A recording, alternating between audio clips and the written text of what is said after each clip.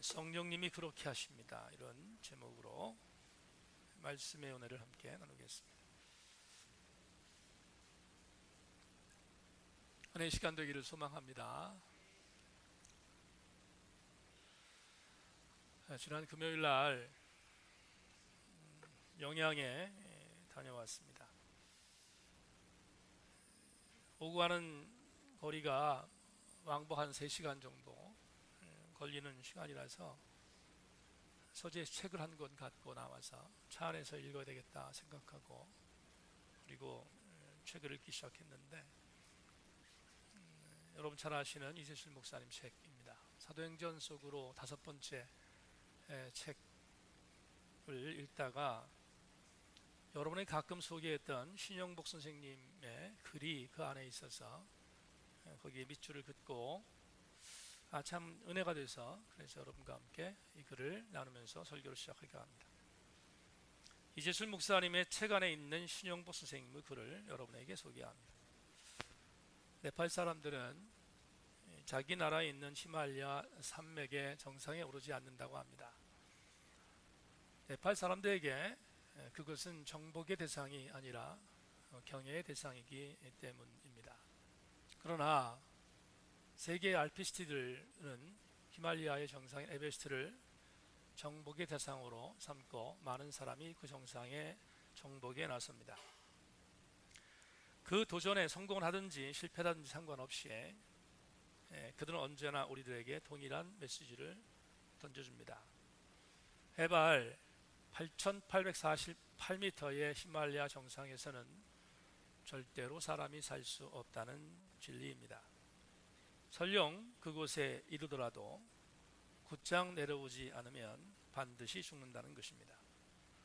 사람이 살아야 할 것은 히말라야 정상이 아니라 우리가 발을 딛고 있는 낮고 낮은 이 땅이라는 것을 알려주고 있습니다.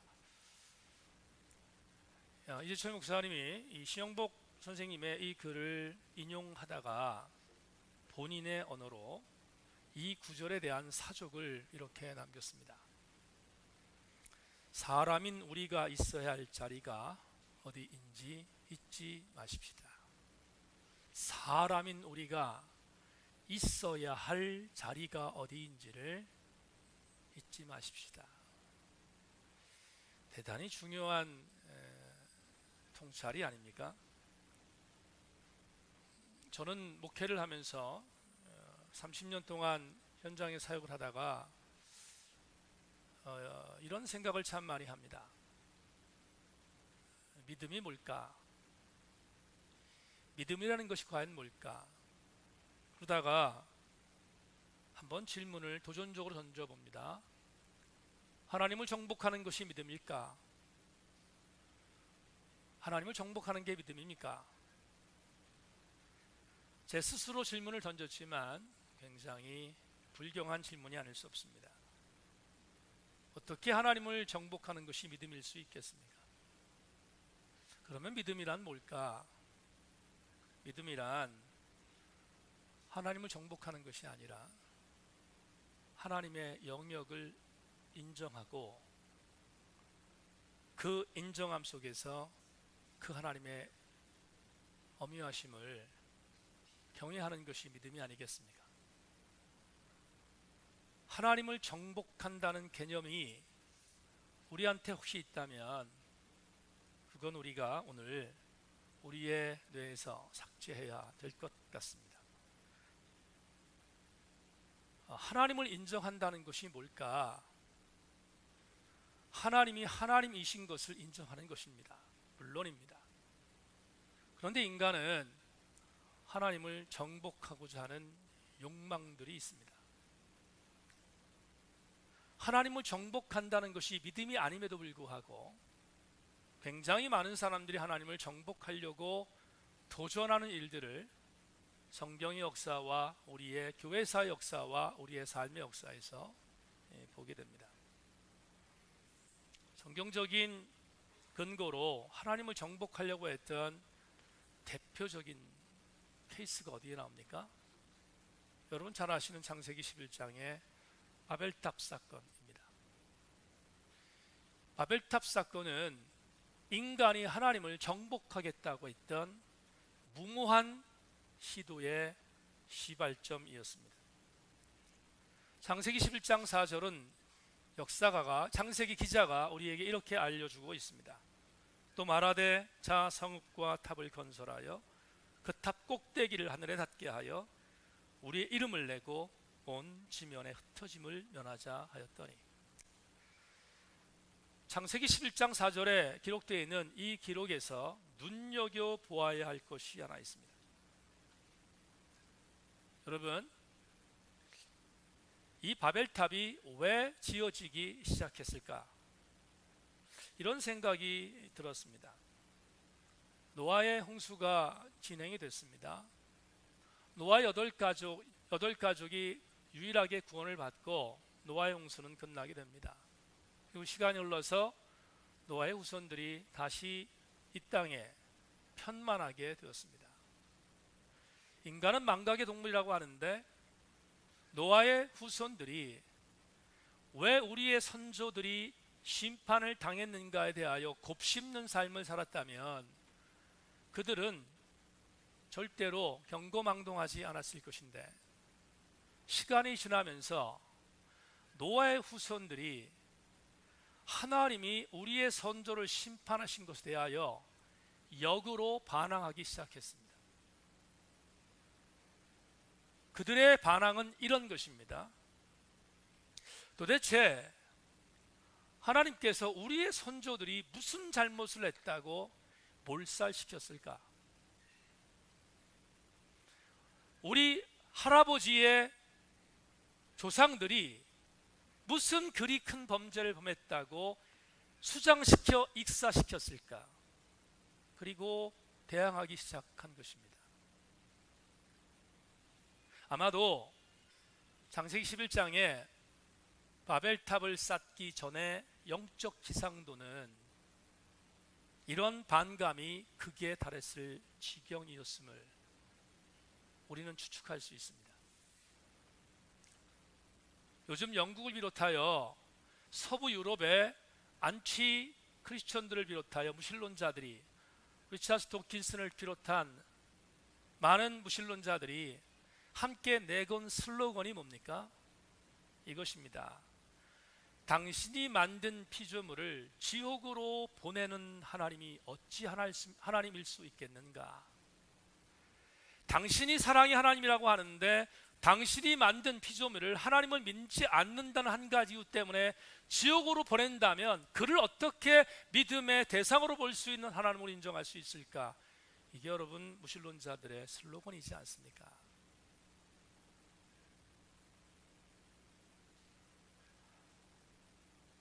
이 슬로건이 오늘 창세기 11장에 있었던 노아의 후손들의 영적 분위기와 매치되는 것 같지 않습니까? 적어도 자기의 조상이었던 노아의 선조의 선조들을 멸망시켰던 하나님을 반항하기 시작했던 창세기 11장의 후손들은 하나님이 기분 나빴습니다. 그래서 우리가 저 하나님과 맞짱 뜰 수 있는 방법이 없는가를 생각하게 되었고, 결국 그들은 탑을 쌓기 시작했습니다. 소위 말하는 하나님 대항 대프로젝트 바벨탑이었습니다. 그런데 이 바벨탑 사건에 아주 중요한 기초가 창세기 11장 4절에 기록되어 있는데, 다시 한번 중요한 의미에 있어서 11장 4절을 제가 읽어드리겠습니다. 또 말하되 자 성읍과 탑을 건설하여 그 탑 꼭대기를 하늘에 닿게 하여 우리의 이름을 내고 온 지면에 흩어짐을 면하자 하였더니, 우리의 이름을 내기 위하여, 사람의 이름을 내기 위하여 하늘 꼭대기에 닿게 만들자고 만들었던 것이 바벨탑입니다. 그렇다면 우리의 이름을 내자는 이 말은 과연 어떤 신학적인 의미를 갖고 있는가? 우리의 이름을 내자, 하늘에 닿게 하자는 것이 어디에 기인하고 있는가 가만히 생각해 보면 첫 번째 사람 아담과 하와의 창세기 3장에서 그 근거를 찾을 수 있을 것 같습니다. 가장 간교했던 뱀 사단이 여자를 유혹합니다. 그럴 때 여자를 유혹할 때 유혹의 메시지가 무엇이었습니까? 기억나십니까? 창세기 3장 5절에서 이렇게 말합니다. 너희가 그것을 먹는 날에는 너희 눈이 밝아져 하나님같이 되어 선악을 알 줄 하나님이 아심이니라. 하나님같이 되는 것, 그게 바벨리즘입니다. 하나님같이 되는 것, 인간의 바벨리즘입니다. 오늘 제가 왜 이 말씀을 서두에 드리는가, 본문 때문인데, 오늘부터 몇 주가 될지 모르겠지만 창세기 12장, 고린도전 12장, 13장, 14장에 기록되어 있는 은사에 대한 이야기를 공부할 것입니다. 피부로 와닿는 가장 중요한 의미가 바로 이 은사이기 때문에 아마도 여러분들은 더 집중력을 갖고 12장부터 14장을 도전해 봐야 될 것 같습니다. 그런데 오늘부터 공부하는 은사에 해당되는 이 본문에서 우리는 바벨리즘의 단면들을 보게 될 것입니다. 한번 그 내용들을 추적해 보기를 원합니다. 오늘 본문 1절을 여러분 제가 읽겠습니다. 여러분 자막을 참고해 주시기 바랍니다. 형제들아, 신령한 것에 대하여 나는 너희가 알지 못하기를 원하지 아니하노니. 사도 바울은 에베소에서 고린도라고 하는 지역에 편지를 하면서 지금 고린도 교회에 팽배했던 여러 가지의 문제점들을 지적하는 가운데 오늘 본문부터는 정말 고린도 교회를 묵사발 만들어 놨던 여러 가지 은사의 무질서에 대하여 드디어 말을 내뱉기 시작합니다. 그런데 대전제가 있습니다. 은사에 대하여 가장 무질서했던 고린도 교회를 향하여서 편지하는 글 가운데서 대전제는 사도 바울은 은사를 무시하지 않았다는 것입니다. 사도 바울은 은사를 죄악시하지 않았다는 것입니다. 사도 바울은 은사를 신령한 것이라고 표현했는데 오늘 1절에서 뭐라고 시작하는가 하면 고린도 교회 지체를 향해서 말하기를 내가 이 신령한 것들을 너희들이 알지 않기를 원하지 않는다. 다시 말하면 이중부정의 이 말은 강력한 의미가 있지 않습니까? 이 은사에 대하여 알기를 원한다는 뜻이 아니겠습니까? 다시 말하면 은사를 소홀히 여기지 말라는 의미일 것입니다. 그럼에도 불구하고 사도 바울은 오늘부터 시작되는 12장의 이 은사에 대하여 잘못된 생각을 갖고 있는 고린도 교회를 맹폭하고 있음을 앞으로 보게 될 것입니다. 여러분, 신령한 것이라고 표현된 헬라어 단어는 퓨뉴마티콘이라고 하는 단어를 썼습니다. 이 퓨뉴마티콘이라는 이 단어는 신령한 것이라고 해석을 해놨습니다. 그런데 이 신령한 것이라는 단어를 한국교회가 뒤바꿔서 해석해 놓는 무리수를 둔 것부터 큰 문제가 시작됐습니다. 뭐냐? 성경은 퓨누마티콘, 신령한 것이라고 해석되는 이 은사를 모두가 한국교회에서 영적인 것이라고 뒤바꿔놨습니다. 지금 여러분과 함께 첫 번째로 점검해야 할 것은 이것입니다. 아마 여러분들도 갖고 있는 생각 중에 대다수가 그럴 것이기 때문에 이것을 점검합니다. 방언, 은사 중에 대단한 은사로 우리가 알고 있으니까 그냥 방언부터 시작하겠습니다.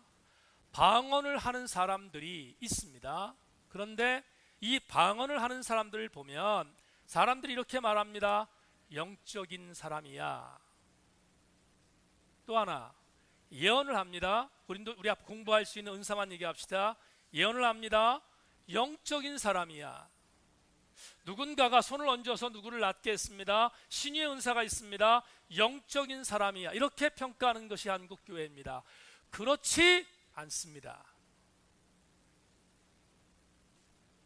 여러분, 방언을 받았다고 해서 영적인가? 그렇지 않습니다. 신유의 은사가 있으면 영적인 것인가? 그렇지 않습니다. 오늘 우리가 제일 첫 번째 점검할 것은 뭔가 하면, 사도 바울이 신령한 것이라고 쓴 단어와 우리 한국교회가 영적인 것이라고 바꾸어냈던 이 단어는 전혀 관계가 없다는 사실을 먼저 전제하기를 원합니다. 제가 왜 이 말씀을 드리는가? 여러분, 이제부터 신령한 것과 영적인 것에 대한 차이점이 왜 중요한 것인가를 함께 나누게 되는데, 오늘 본문 2절을 읽겠습니다. 2절을 보면 2절에 이렇게 기록되어 있습니다. 너희도 알거니와 너희가 이방인으로 있을 때 말 못하는 우상에게로 끄는 그대로 끌려갔느니라. 제 주석을 잘 참고하셔야 본문이 이해가 됩니다. 여러분, 지금 바울이 편지를 쓰고 있는 수신자의 대상지가 살고 있는 지역 고린도는 지금의 그리스 땅입니다. 그리스 땅이라는 말은 유대적 관점으로 바라보면 철저한 이방의 땅이었습니다. 그리고 우리는 사도행전에서 이미 공부했습니다. 뭘? 고린도와 그 옆에 있었던 지금의 그리스의 수도 아테네가 얼마나 우상천지의 도시였는지를 공부했습니다. 고린도도 일반입니다. 고린도는 유대적 관점에서 바라보면 여러분 우상의 근거지였습니다.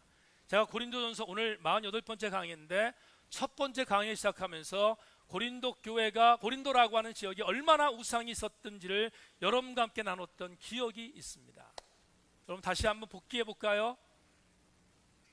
고린도는 우상의 신전천지였다. 왜 그랬을까?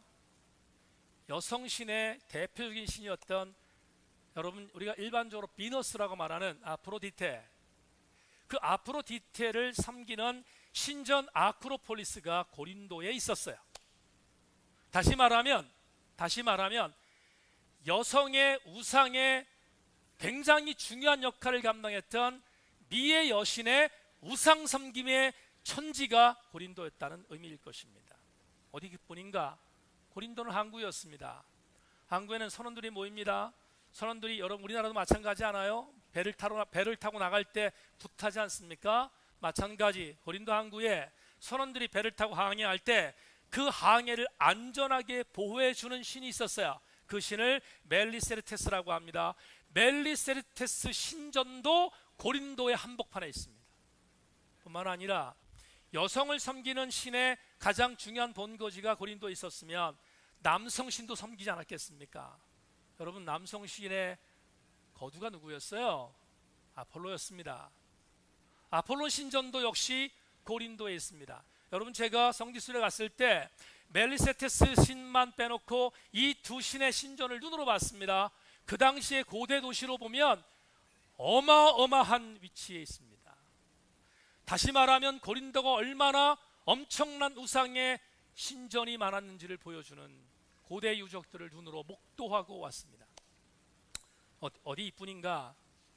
또 한 가지, 고린도는 당시에 로마의 속국이었습니다. 당연히 로마의 속국이다 보니까 로마의 속국에 있었던 고린도는 모든 사람들이 다 그렇진 않지만 대다수 사람들이 살아있는 신 로마의 황제를 섬겼습니다. 그렇다면 헬라의 다신교적인 신들과 로마의 황제를 섬기는 복합적인 우상 숭배의 진원지가 고린도였다는 사실을 우리는 인정할 수밖에 없습니다. 그런데 말입니다, 지금 사도 바울이 고린도 교회에 편지하는 이 글에서 2절에서 뭐라고 말합니까? 이렇게 말합니다. 고린도 형제들아, 너희들이 예수 믿기 전, 2절의 말이 그런 얘기예요. 너희들이 예수 믿기 전 너희들도 뭐였다? 이방인이었다. 그러면 이 말이 무슨 말을 의미합니까? 이방인이었다면 이들 역시 모두가 우상 숭배자들이었지 않겠습니까? 우상 숭배자들이었던 이들이 예수를 믿고 구원받게 되었습니다. 그런데 이들이 익숙한 것이 있습니다. 무엇이 익숙한가?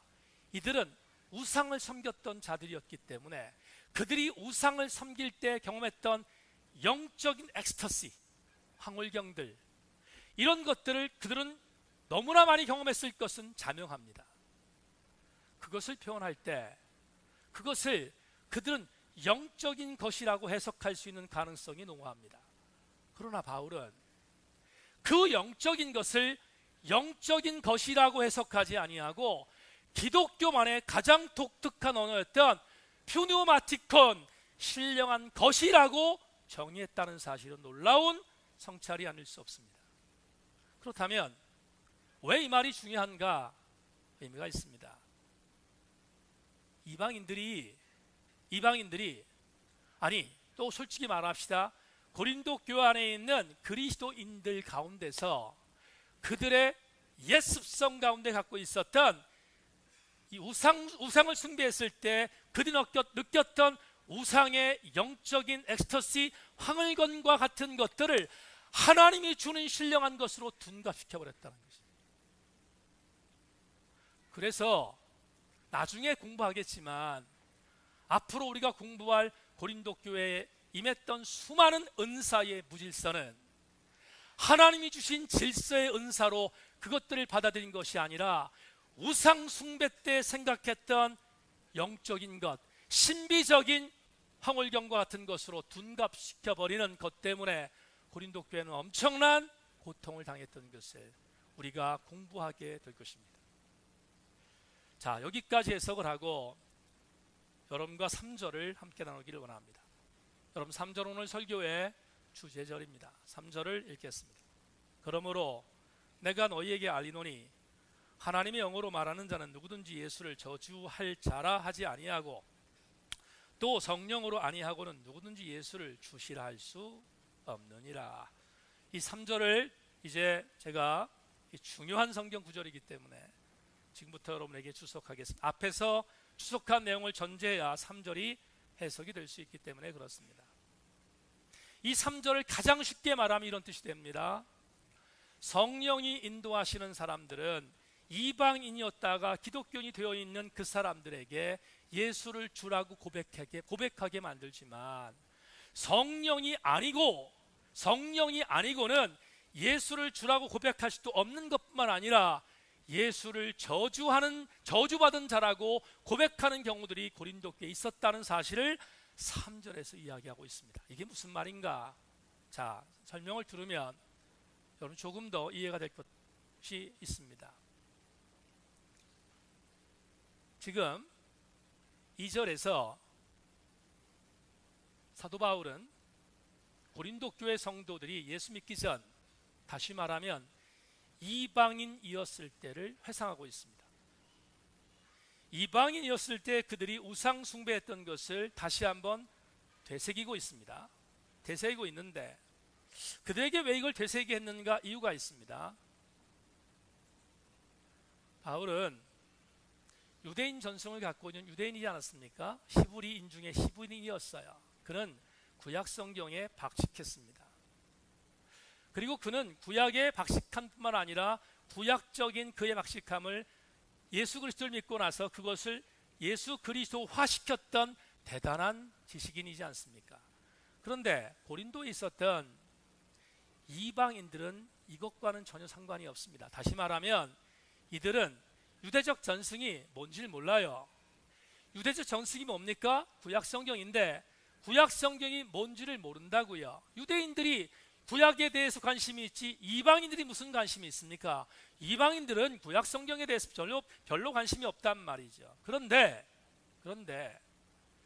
고린도 지역에 유대인들이 세웠던 회당들이 있습니다. 회당들에서 유대인들이 유대교를 믿지 않습니까? 그들이 유대 회당에서 공부를 하는데 고린도 전 지역에 이상한 종교가 들어온 것입니다. 어떤 종교? 예수를 주라고 말하는 종교입니다.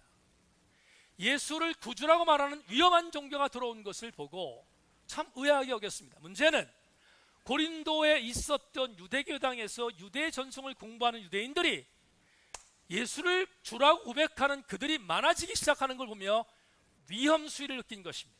그들이 위기의식을 느낀 것입니다. 그래서 그대로 방치하면 안 되겠구나 생각했습니다. 그리고 고린도 안에 있었던 많은 사람들이 그리스도인으로 되어지는 것을 방지하기 위하여 한 가지의 묘책을 생각해냈습니다. 그게 뭔가 하면 유대의 구약 성경에 있는 전승이었습니다. 그 전승은 신명기 21장 23절에 있습니다. 이걸 퍼뜨리면 예수를 믿는 사람들 뿐만 아니라 고린도에 있는 수많은 이방인들 가운데서 예수를 믿는 사람들도 예수를 경계할 수 있다고 믿었기 때문입니다. 그게 뭔가 신명기 21장 23절에 있는 전승이에요. 들어보십시오. 그 시체를 나무 위에 밤새도록 두지 말고 그날에 장사하여 내 하나님 여호와께서 내게 기업으로 주신 땅을 더럽히지 말라. 나무에 달린 자는 하나님께 저주를 받았음이니라. 예수가 어떻게 죽었습니까? 십자가에 못 박혀 죽었습니다. 고린도에 있었던 이방인들은 이방인으로 있을 때 예수가 십자가에 못 박혀 죽었다는 사실에 대해서 별로 관심을 갖지 않았는데 사도 바울이 예수 그리스도께서 십자가에 못 박혀 돌아가신 의미를 전하지 않았겠습니까? 수많은 백성들이 그 얘기를 듣고 예수가 구주라고 생각한 것입니다. 수많은 백성들은 예수에게 돌아왔고 고린도에 있는 이방인들이 예수 그리스도인이 되었습니다. 유대인들이 이 길을 막는 방법은 한 가지였습니다. 나무에 달려 죽은 예수는 저주받은 자이지 구주일 수 없다는 것입니다. 아시겠습니까? 나무에 달려 죽은 저 예수는 저주받은 자다. 어디 있는가? 유대의 전승에 나와 있다는 신명기의 이야기를 이야기하면서 그리스도인 되는 것을 막기 시작합니다. 그런데 바울은 이 공격에 대하여 방어하기 시작했습니다.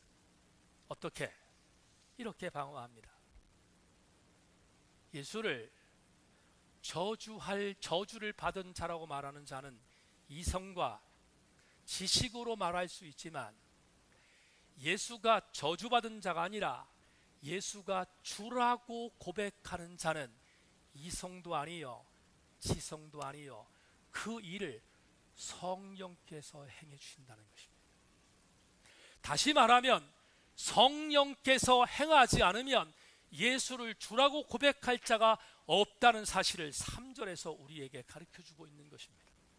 그렇다면 우리는 오늘 짧은 이 구조를 통하여 대단히 중요한 교훈을 얻게 됩니다. 연합예배 나오신 교우 여러분, 이렇게 교훈하면 어떨까요? 오늘 여러분들이 이 자리에 남아서 예배를 드리는 이유는 십자가에 매달려 돌아가신 나사렛 예수가 저주받은 사람이 아니라 나를 구원하신 주군인 것을 믿으니까 나오신 거 아니겠어요? 그렇다면 내가 예수가 구주라는 사실을 인정하고 이 예배에 나왔다고 여러분이 생각할 터인데 착각하면 안 된다는 것입니다. 오늘 여기에 나와서 하나님께 예배를 드리는 여러분들이 예수가 구주임을 고백하고 이 자리에 나와서 나의 주군이신 예수 그리스도 앞에 예배를 드리도록 역동하신 주체는 내가 아니라 성령이시라 이 말입니다. 오늘 설교 제목은 성령이 그렇게 하십니다를 정했습니다. 예수가 주인 것을 고백하는 것, 성령만이 하실 수 있는 은혜임을 믿고 아멘하기를 주의 이름으로 축원합니다. 사랑하는 교회 여러분, 성령께서 예수가 주라고 인정하도록 만든 주체임을 다시 한번 가슴에 새기고 그 은혜가 여러분에게 고정되기를 주의 이름으로 축원합니다. 그러면 이제 여러분에게 이런 도전을 드리고 싶습니다.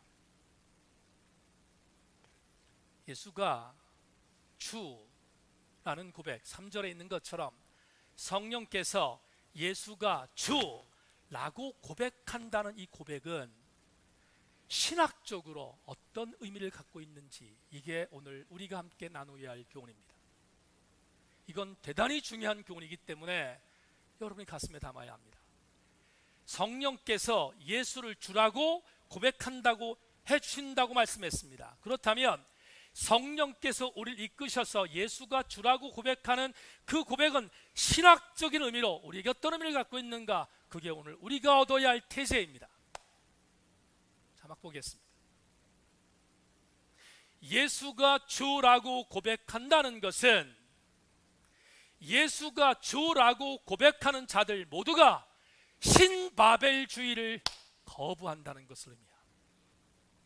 설교의 서두에 바벨론에 대해서 바벨탑에 대해서 얘기했는데 오늘날의 바벨탑, 신바벨탑을 거부하는 행위, 그것이 예수가 주라는 것을 인정하는 것임을 바울이 우리에게 이야기해 주고 있습니다.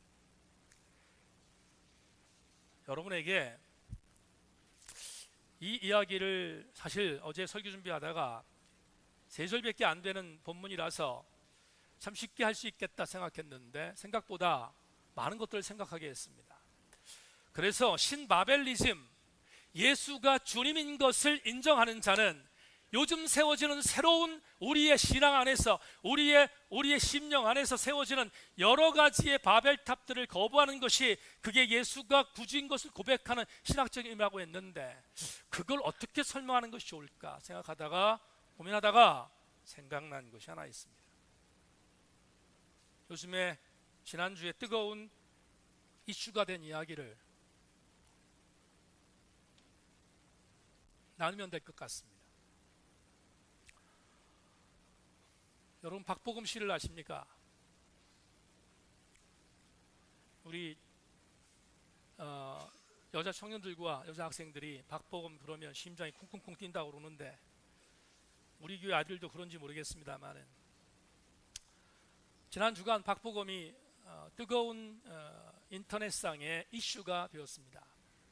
이유가 뭔가 하면 그는 신앙생활을 굉장히 잘하는 청년인데 그가 자기가 섬기는 교회의 전도 집회에 홍보대사식으로 포스터에 얼굴이 나왔고 그리고 자기 SNS상에서 자기가 섬기는 교회의 전도 집회를 홍보하는 그런 전도 헤럴드 메신저가 됐다는 이야기를 듣고 수많은 네티즌들이 찬반양론이 갈렸습니다.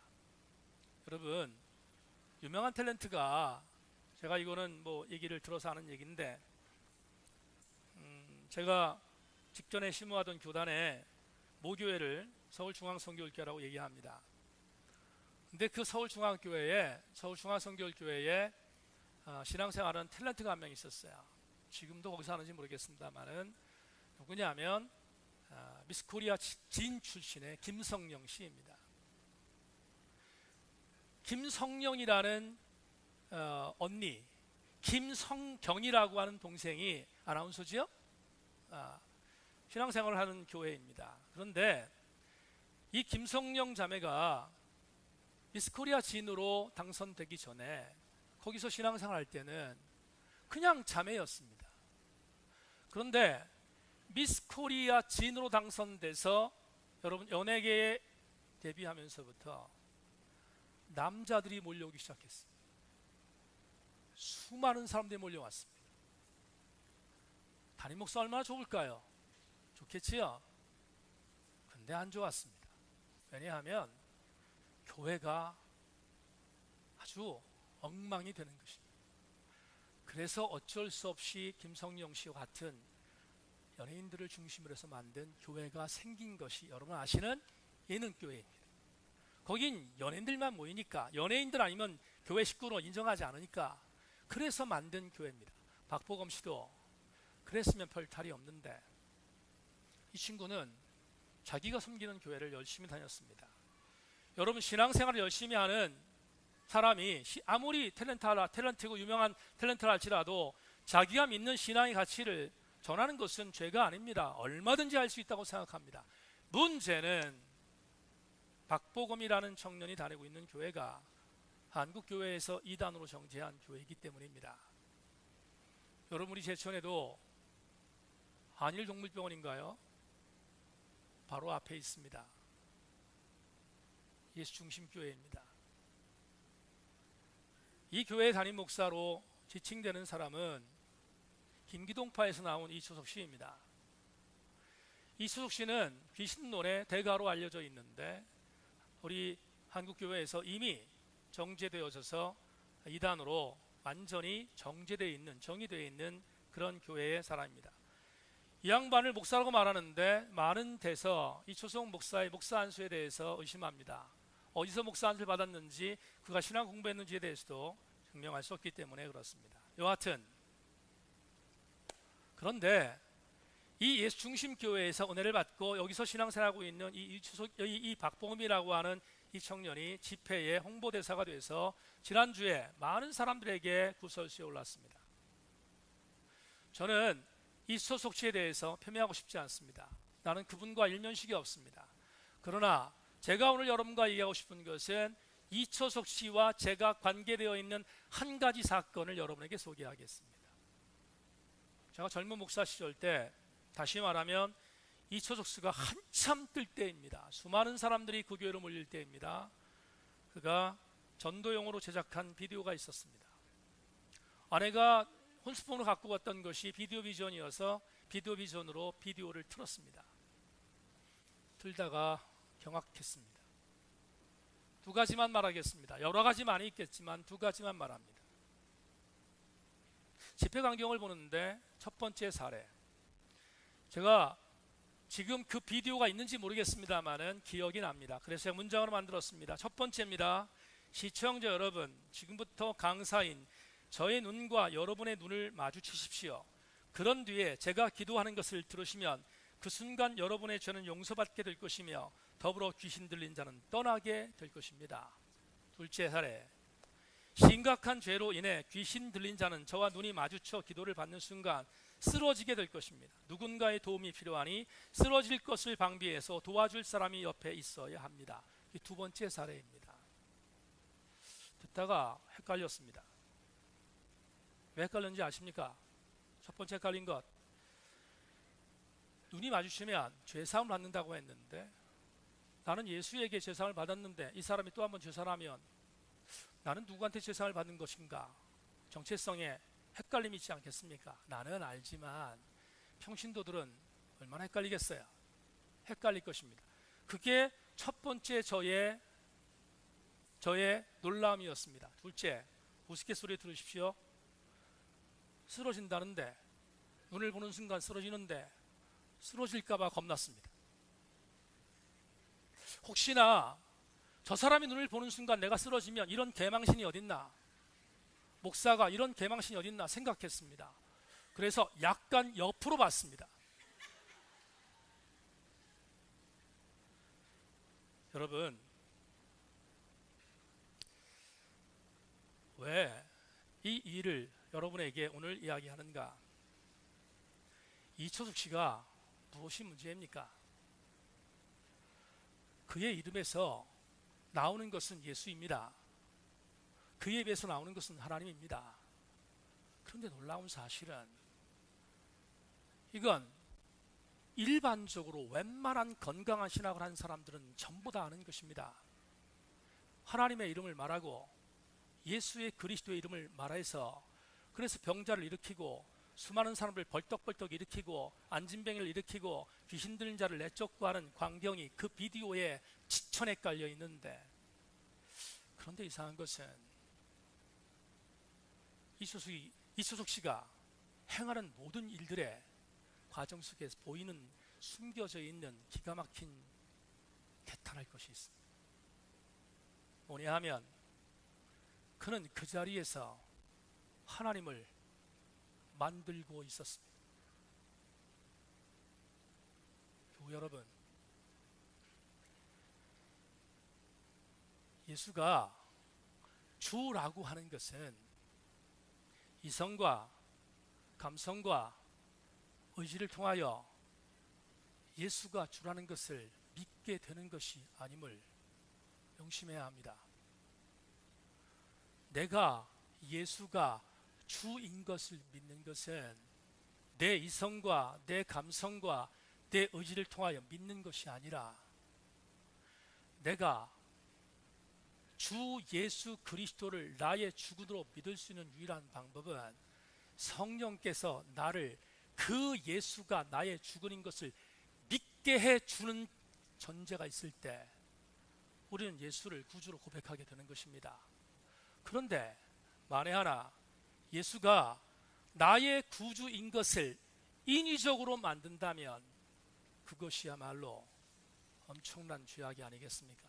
또 하나, 그것이야말로 하나님으로 만족하지 못하는 또 다른 하나님을 만들어내는 오늘 21세기의 신바벨리즘이 아니겠습니까? 여기 나오신 교우 여러분, 오늘 여러분에게 이 은혜를 드리고 설교를 마무리하겠습니다. 내 심장의 한복판에서 예수께서 나의 변함이 없는 주님을 흔들림 없이 확신하는 자들에게 이루어지는 평가는 그들에게 비로소 이렇게 이름을 붙이는 것입니다.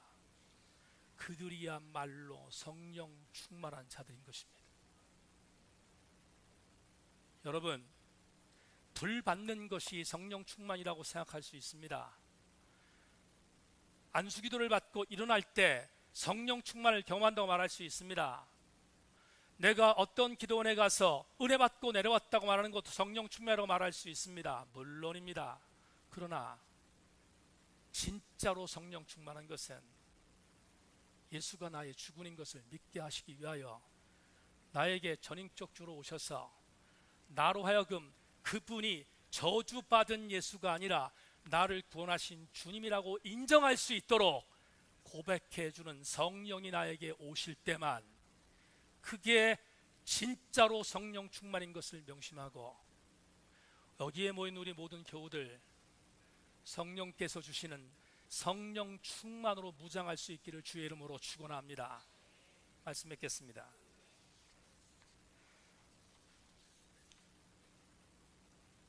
여러분과 함께